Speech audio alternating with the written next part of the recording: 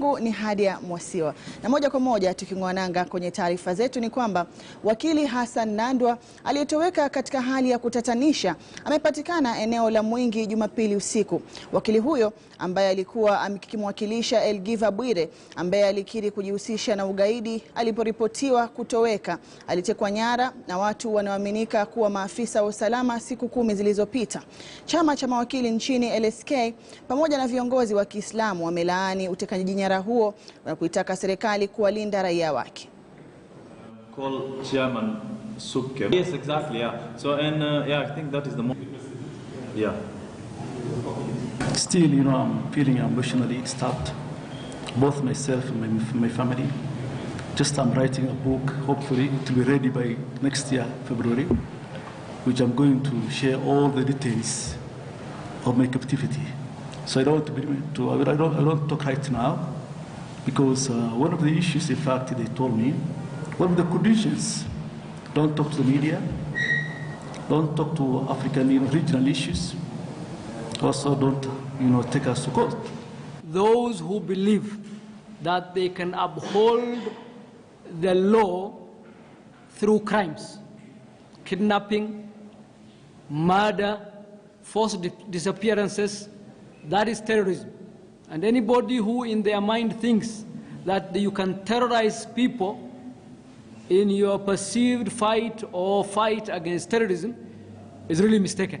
Sisi kama mawakili, kama hatutaona hayo mabadiliko ndani ya siku 30, itabidi tuende kotini, tushtaki rais pamoja na mwanasheria mkuu, mahakama yaamrishe kwamba hao viongozi wa juu, Matiang'i na ndugu zake katika idara ya usalama, hawana hulka ya kutosha, hawana nidhamu ya kutosha kuongoza idara muhimu kama idara ya usalama. Ndiposa vile tunavyozungumza, Profesa Nandwa ambaye aliwakilisha mteja, alifanya kazi ya kikatiba, ametekwa nyara ndani ya siku 10, ametezwa vile tunavyoelezwa, amechoka sana, anasikia akiwa mgonjwa, hataki hata kuja hapa. Starting this Friday, we are calling upon all Muslims around the country to embark on rallies after Friday prayers to protest these gross injustices.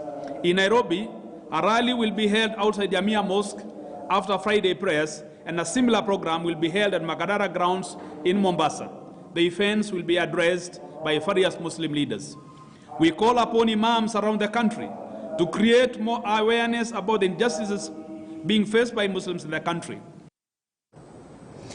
Na chama cha Jubilee kimetangaza kuwa kitaandaa mkutano wa kitaifa wa wajumbe tarehe 30 mwezi huu wa Novemba katika uwanja wa kimataifa wa michezo wa Kasarani.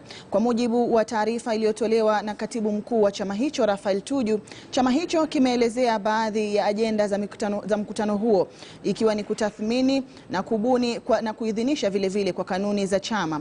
Baadhi ya wanachama wa Jubilee wamesema kuwa watashinikiza kutumuliwa kwa naibu rais William Ruto kama naibu mwenyekiti wa chama hicho wakati wa mkutano huu.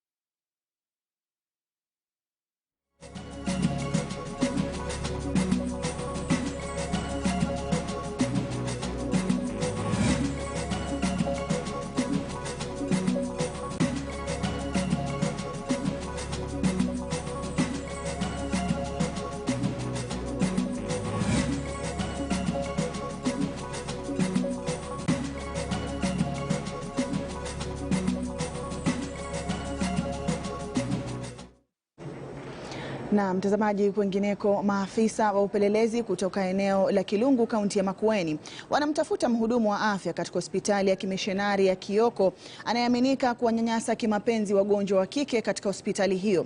Katika kisa cha hivi punde, polisi wanasema kuwa mhudumu huyo anaaminika kujaribu kumnajisi msichana wa shule ya upili kutoka eneo hilo.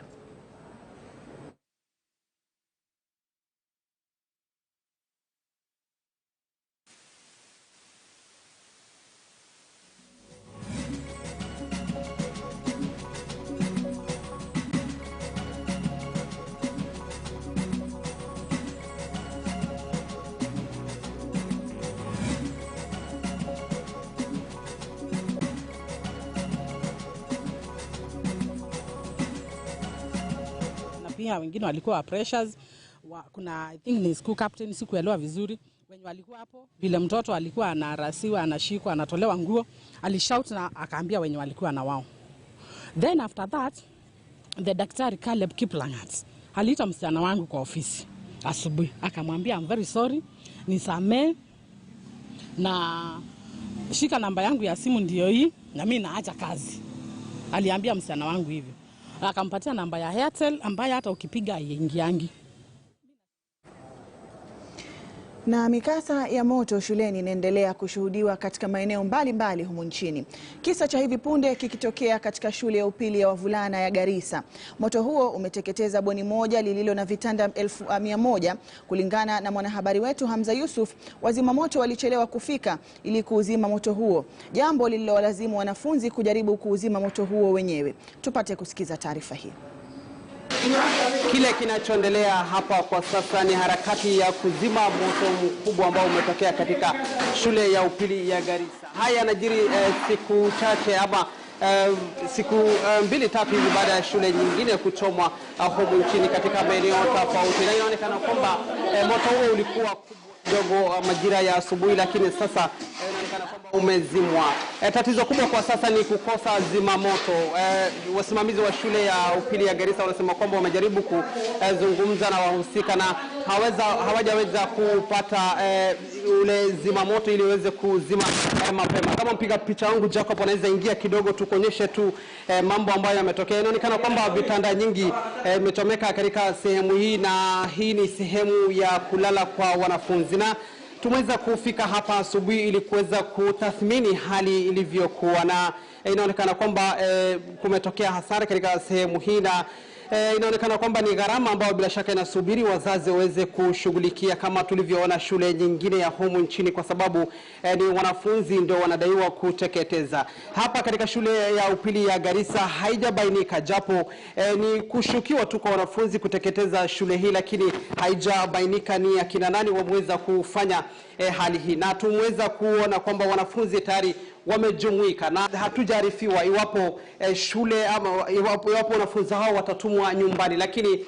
inaonekana kwamba baada ya kutokea hili wataweza bila shaka kutumwa nyumbani, japo kwa sasa haijadhibitisha. Tumeona kwamba wasimamizi wa usalama, wasimamizi wa elimu wamefika katika shule ya upili ya Garissa ili kuweza kuangalia hali itakavyokuwa. Wataweza kuwaeleza watazamaji wetu hali itakavyokuwa katika shule ya upili ya Garissa. Nakumbuka mtazamaji, chuo kikuu cha Garissa pia au Garissa University pia imefungwa kufuatia kuteketezwa kwa shule hiyo, ama sehemu moja ya shule hiyo tayari imeweza kuteketezwa hiyo jana. Na baada ya kisa hicho kutokea, shule hiyo tayari inadaiwa kwamba chuo kikuu cha Garissa tayari imeweza kufungwa. Na tutakuwa ni wenye kuambia watazamaji au kueleza watazamaji hali itakavyokuwa katika shule ya upili ya Garissa. Maafisa wa usalama walioletwa katika sehemu hii kwa wingi wanadaiwa kwamba huenda wakapelekwa shule nyingine ili kuweza kupiga darubini zaidi na kutathmini au kuangalia hali. Na mtazamaji, bila shaka ni dhahiri kwamba visa vya kuteketeza shule ya mabweni moto vinaendelea kutangu kuzuka kwake wiki chache zilizopita. Lakini sasa tuzamia hili ambapo Mark Chesedgon amechukua rasmi usukani kama mwenyekiti wa mamlaka ya maendeleo kwenye bonde la Kerio KVDA. Chesedgon anachukua uongozi baada ya kuteuliwa na Rais Uhuru Kenyatta mnamo tarehe 29 mwezi Oktoba mwaka huu kuchukua pahala pa Jackson Kiptanui ambaye muhula wake wa kuhudumu ulikamilika mwezi Julai. Akizungumza baada ya hafla ya kumkaribisha Chesedgon, Kiptanui ameeleza kuridhishwa na hatua zilizopigwa na mamlaka hiyo wakati wa utawala wake. I wish to thank the President for having appointed me in 2018 to serve for one term, and I'm proud as the outgoing chairman of KVDA for the programs that we have been able to undertake in this region. And as I hand over the mantle to the new chair, I'm very, very happy with KVDA, with the board members that we have been serving with the ministry, the support we have been able to receive from the cabinet secretary, the principal secretary, and all the staff from the ministry, and the staff of KVDA. We did a very good transition where we had our former boss, Honorable Kiptanui, and now the incoming chairman, Mark Chesedgon. And they're coming at a time that we're having a number of challenges. One, we have a drought prevalence within the region. And conflict also is affecting this region in a big way. And this is as a result of conflict or competition for resources. First and foremost is to thank His Excellency the President for appointing me to serve as the chairperson for KVDA for the next 3 years. KVDA is within our region, and this morning we had a brief session with the PS and the MD and the outgoing chair, and we have, as I come in, I know that there's a lot of programs that is being run by KVDA, and I've assured them my commitment to work and make sure that we accomplish and bring back to KVDA as a regional development block in the North Rift region. Na tukisonga mbele ni kwamba mamlaka ya maendeleo katika eneo la teknolojia la Konza imezindua mpango wa upanzi wa miti katika kipindi cha mvua ya vuli inayotarajiwa kunyesha katika kipindi cha miezi miwili. Mamlaka hiyo inalenga kupanda takriban miche 20,000 ya miti. Uzinduzi huo ambao unasadifiana na kongamano la kimataifa kuhusu mabadiliko ya hali ya hewa COP26 mjini Glasgow huko Scotland unalenga kuongeza viwango vya misitu nchini.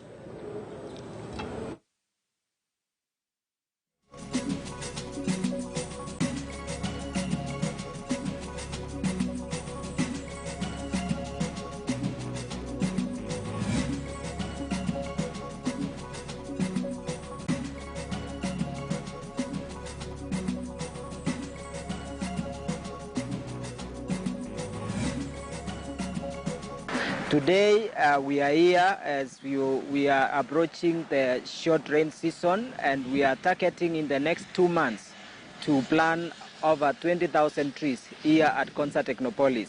And this is quite important for us because as part of the greening initiative of our country, Konza developed what we call Konza Greening Initiative, and we want to work towards achieving the country's target of 10% tree cover.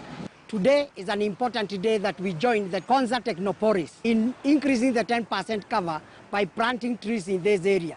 This will be a very important because trees play a very important role in environmental conservation and climate mitigation. We know very well, currently there is the COP26 that is going on in Glasgow, and this is actually trying to negotiate for a better environment for the future generations to come. Na wengineko kwenye kaunti ya Kakamega, wakazi wa kijiji cha Center kaunti ya Kakamega wamewapiga na kuwateketeza vile kuwaua washukiwa wawili wa wizi wa mifugo baada ya kupatikana na ng'ombe mmoja waliyekuwa wamemuiba. Inaarifiwa kuwa washukiwa hao walikuwa miongoni mwa watu 4 waliokuwa wakiwahangaisha wanakijiji.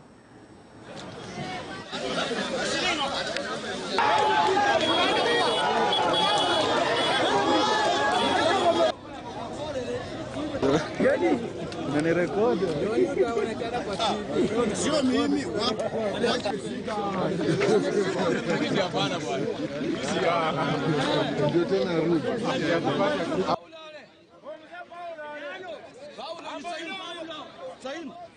mwendo wa saa 7:30 hivi nikasikia umbwa zikaanza kubweka.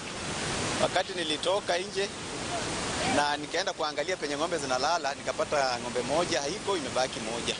So wakati nilirudi kufika kwa gate, nikaona mtu amesimama kwa gate. Wakati aliniona akanimulika tochi, akaniambia nirudi kwa nyumba. Ndio nilianza nduru wakati nilikuwa nimeconfirm ng'ombe imepotea. Kwa ile harakati, wakati nilianza kupiga nduru na majirani wakaamuka, raia wakaamuka, tukaanza kukimbizana.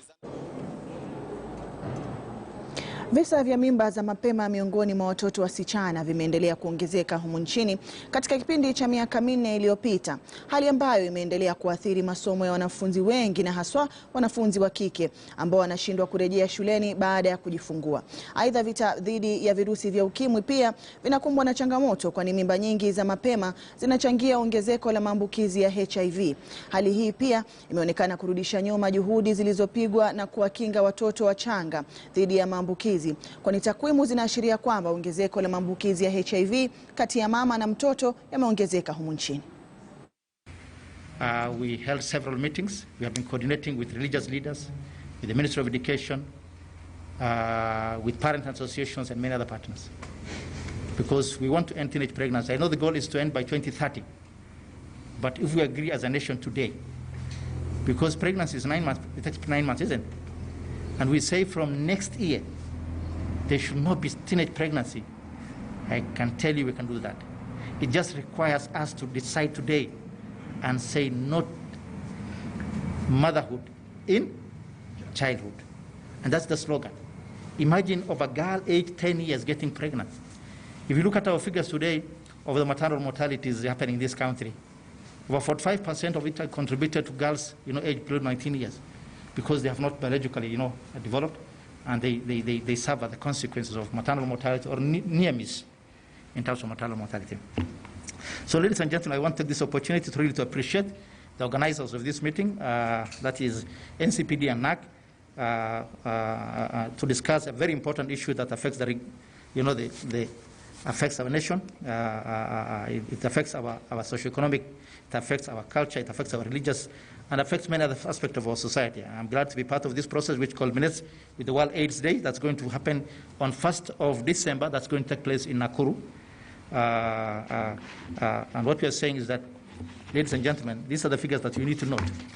That Kenya is among the countries with the highest burden of teenage pregnancy and motherhood, where 1 in every teenage girls between the age of 15 to 19 is either pregnant with the first child or has given birth. This prevalence has not changed since 2008.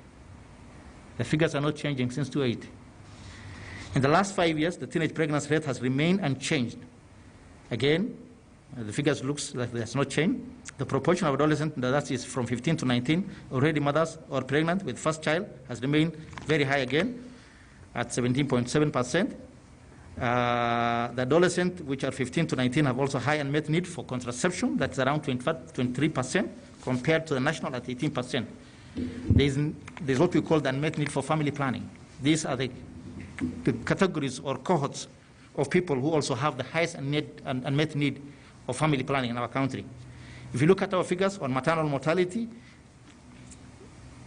ratio is twice as high in women aged 15 to 19 years compared to those aged to 20 to 30 years old. Teenage pregnancy-related complications are also leading causes of maternal mortality in the women of reproductive age. An estimated 3,531 adolescent girls between the age of 10 to 19 years presenting with teenage pregnancy in health facilities across the 47 counties over a period of 1 year was reported in 2019 and 2020. That is from our demographic health survey. That is the data we collect. That is 351,511 adolescent girls. Those who report to the facilities with pregnancy. But imagine the numbers who are not reporting to the facilities. So this can be, we consider that teenage pregnancy. Some of them may be married, some of them may just be pregnancy out of just as teenagers. But these are the figures, because in Kenya, the constitution is not correct. The others who get married at the age of 18, 17, 15 in many cultural areas. So these are the figures who are reporting for antenatal visits in our facilities. Among the old and married sexually active adolescents, we're saying 59.3 are not using any method of contraception. This is a big challenge in Kenya. But it's until you start looking at the data, you begin to see where the problem is. We talk of teenage pregnancies, isolated cases. But when you start focusing on the 10-year-old, 10 to 19, you then realize you're actually speaking about children. But when they are not your children, then again, it doesn't become a reality. It is unless you then meet them and actually have the face of a child carrying another child. It's traumatizing to the child. It is really something that they do not even expect.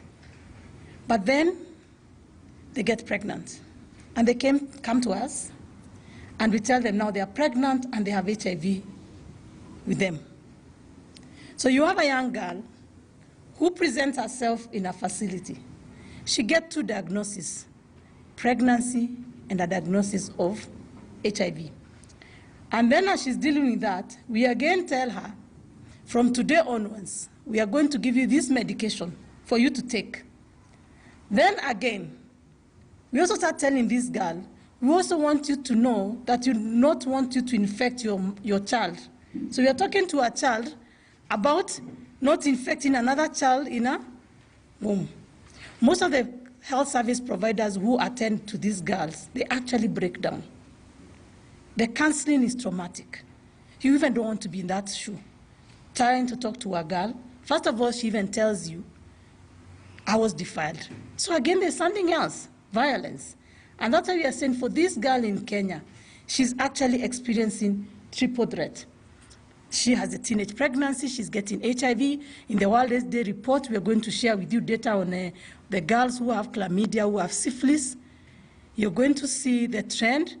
We thought that we eliminated some of those diseases like syphilis. Now you're beginning to see the curve going up. And then you're going to see the ones who are being violated. And mostly this challenge comes in when all of us as stakeholders begin to talk about this thing like it's not an emergency. During COVID-19, we were all very angry. And we thought teenage pregnancy was something we were all going to tackle. Fast forward, we start moving ahead. We now speak about girls getting pregnant and giving birth during exams, then silence again until an isolated case happens. But for us, we are saying we must come together in a movement made of stakeholders, and the media today is a very critical stakeholders if you have to end teenage pregnancy. So first of all, Kenya did miss the target on HIV prevention. Although we have done well, last year we had around 42,000 infections. This year we are at around 32,000. However, we wanted to be at around 25,000 or less. So we did miss our target, but we made progress. But this progress is not fast enough. It is impossible for us to even speak of ending AIDS in Kenya if we cannot look at what is going on with the young people. Na mtazamaji, kufikia hapo nachukua pumziko fupi, ila nitarejea na taarifa zaidi ndani ya muda usiokuwa mrefu. Usibanduke ulipo.